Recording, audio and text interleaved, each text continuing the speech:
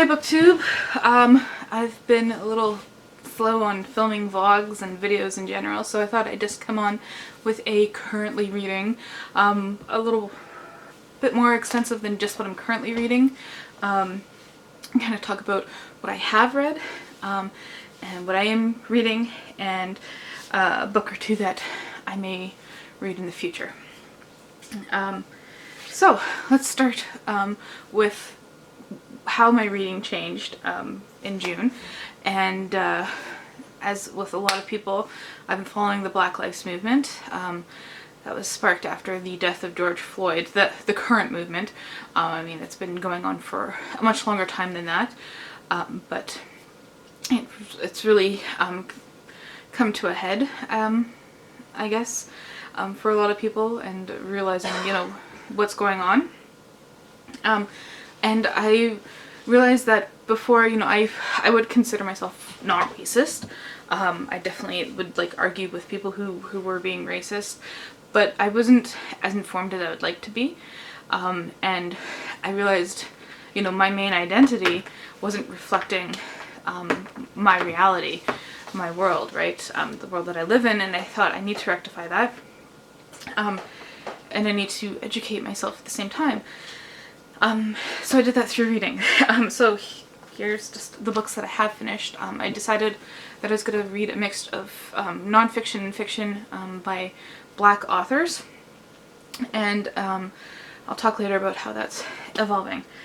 So first off, I read How Not to Get Shot by Youre, and I picked that one to read first because for me, humor is a great way for me to learn, and this was marketed as quite a funny book, you know, looking at the advice that white people give to black people every time they're killed by cops. You know, if you just listened to them, you know, if you hadn't reached for something, you know, if they would just, you know, obey or something like that, like these different reasons that are given. D.L. Hughley takes them and breaks them down and explains how, like, people will still get shot regardless of whether they're following this advice or not. Like, people are being shot in their beds sleeping. Like, what would you tell that person not to do to not get shot, you know? And I really enjoyed his perspective that he kind of sprinkled it with a little bit of humor to make it sink in better, I find. And so I like that as an introduction, and I learned a few things. And then I read So You Want to Talk About Race by Ijeoma Oluwu, and I think that really kind of took that, took the information that I found in How Not to Get Shot and took it a step further. And what she'd start off with kind of like an anecdote, a personal anecdote, talk about that in the wider world context, and then actually break down for you things that you can say. When people come at you with those arguments, you know, things that you, like tangible things that you can do and talk about if you want to talk about race. And then next I read a fiction, which is called Shut Up You're Pretty by Tia Matangi, and that's a Canadian author. So again, I wanted a mix between American and Canadian authors because the Canadian perspective on this is very similar to what's going on in the States, but it's also slightly different. So Tia Matangi is a Canadian, Black Canadian author, and this was a series of stories all featured on one person, and she was a young immigrant, very young, in grade school, coming from Congo to Canada, and it's her story kind of growing up. And it's really interesting because if I hadn't read, you know, So You Want to Talk About Race before, there were so many little things that happened in the book, like microaggressions and little things that I wouldn't have picked up on before, that kind of helped me with the story a bit better, you know, understand it a bit better and see where things were going and coming from. And it is a heart-wrenching story of a young girl and growing up as well. I highly recommend it. And then I listened to Riot Baby by Tochi Onyebuchi. This was like one of the top recommended science fiction books, and it's interesting because the science fiction is very kind of subtle. What it's about is about a sister and a brother, and the brother ends up getting arrested and sent to jail, and the sister kind of has these weird psychic powers, but it's more than just being able to communicate, you know, telepathically, but she also has the ability to like crush things and stuff like that, and to control things with her mind.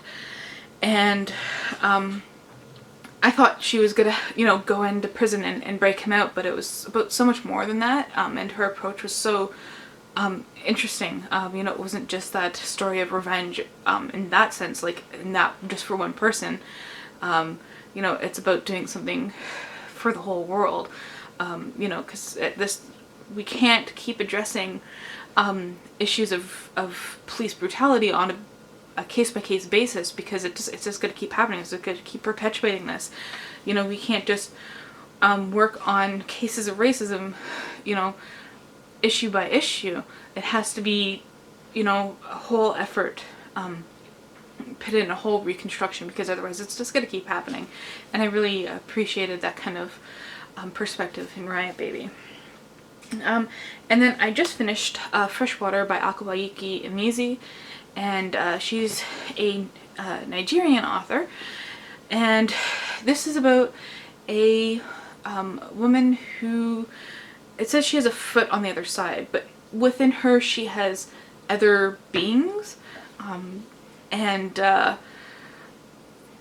they split her mind and divide her. And she deals with a lot of different mental health issues, eating disorders, anxiety, self-harm, the multiple people in her brain, you know, issue going on. It was a very beautifully written story, and it was very visceral at the same time, because we didn't really get her perspective a lot. We got a lot of the perspectives of the different beings and gods within her. So yeah. So what am I currently reading? I just started a book called Ville by Jeffrey Colvin, I believe his name is, and that's a Canadian book. And it's about, so what happened is, it's quite complicated, and I'm still learning more about this whole thing that happened in Nova Scotia, was that during the Revolutionary War in the States, British came to black people and said, if you fight for us, we'll give you some land up in British North America, what Canada would become eventually. And they gave them land in Nova Scotia. And there's a big complicated history behind it, which I won't get into, but this book is set in Nova Scotia, in one of these communities where black people have been established since, you know, the 1700s. I don't know American history that well. 1776, I guess, would be when they were, you know, given land in Canada. So they've been here a lot longer than some white families have been. Yeah, so it's interesting.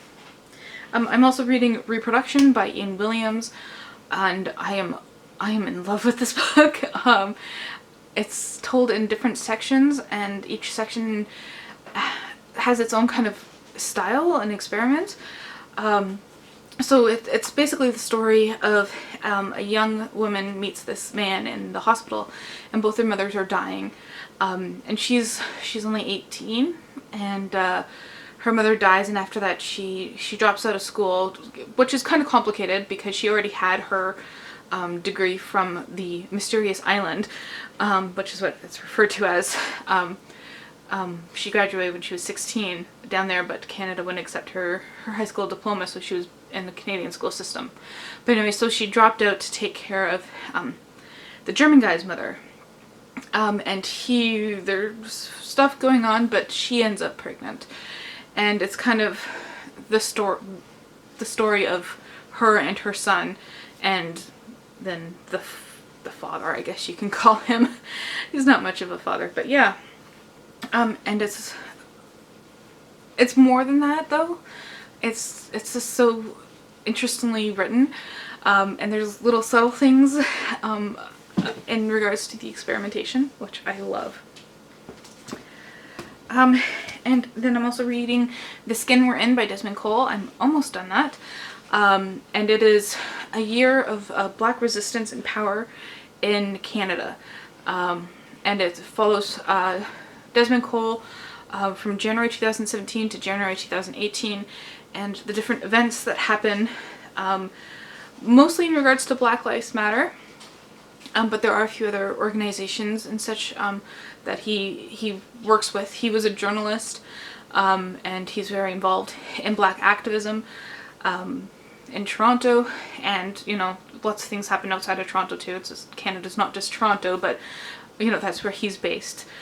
So things happen in like Durham, and you probably don't know what I'm talking about when I talk about Durham. You know Toronto though, right? Anyways, and it is shocking. For the first few little whiles, I was like, oh, I remember, you know, hearing about this story, and you know, oh, this is happening, and that's happening, and then I got to this chapter about immigration, and I had to set the book aside, and I couldn't believe, I was like, this is happening in Canada. This is happening in Canada. And so this is definitely a book that you should read if you are under the impression that Canada is better off than the States in any regard whatsoever. I can tell you that after reading that chapter, like, the United States is better at immigration than Canada. Like, I knew it was hard to come into Canada as an immigrant.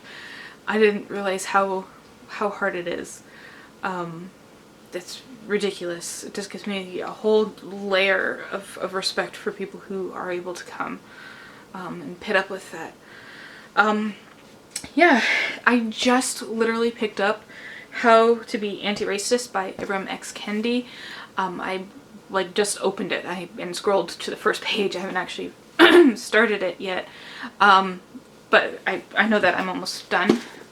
The Skin We're In, and I wanted another nonfiction to read, and so I'm going to pick up that one, and I don't know much about it except from the title, and I think that'll be like the next step, is like learning about you know, getting that humor and that introduction from How Not to Get Shot, getting to talking about race, and so you want to talk about race, learning about the situation in Canada through Desmond Cole's book, and this one I think will be like the next step of how to put all this information into action.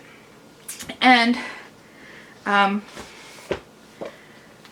because I love reading more than one book at a time, I'm also going to pick up Sonnet Shakespeare by Sonnet Labe. This is another Canadian author, and this is basically, she takes Shakespeare's sonnets and kind of reworks them to tell her own story. I'll just read the back here. In Sonnet Shakespeare, one young half-Dougla, which is mixed South Asian and Black, poet, tries to use the master's tools in the bard's house, attempting to dismantle his monumental place in her psyche and in the poetic canon. In a defiant act of literary patricide and a feat of painstaking poetic labor, Sonnet Labe works with the pages of Shakespeare's sonnets as a space she will inhabit, as a place of power she will occupy. Letter by letter, she sits her own language down into the white spaces of Shakespeare's poems, until she overwhelms the original text and effectively erases Shakespeare's voice by subsuming his words into hers.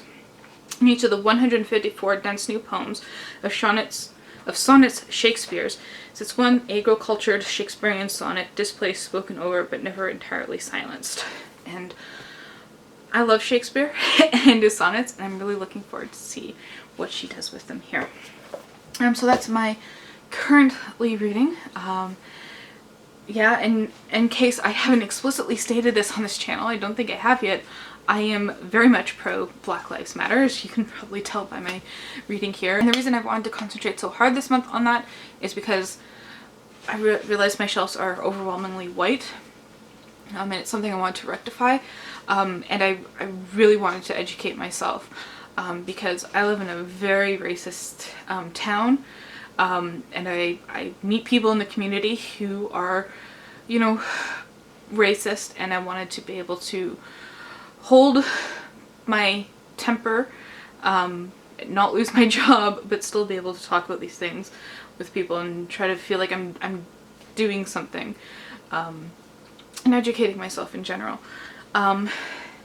Yeah, so that's what we've got. Let me know if you have any recommendations for me. I have a huge list of ebooks that I got too. I don't haul ebooks. I find it kind of weird to, I don't know why.